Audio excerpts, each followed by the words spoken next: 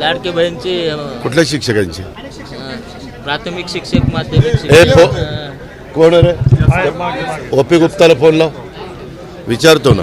कधी कधी काय होतं, यांनी जसा प्रश्न विचारला काही त्याच्यात तथ्य नाही, अवघीच काहीतरी उठवायचं. उलट ह्या सगळ्या काम करणाऱ्या वर्गाचे पगार हे वेळेमध्ये झाले पाहिजे, त्याच्यात विलंब असायचं काही कारण नाही. तरी देखील मी आता विचारतो, आणि झाले नसले तर का झाले नाही आणि कसे ताबडतोब होतील, आणि झाले असले तर प्रश्नच नाही. हॅलो,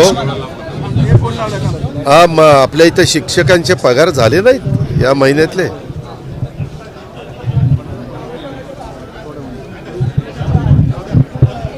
ठीक आहे, आलं लक्षात.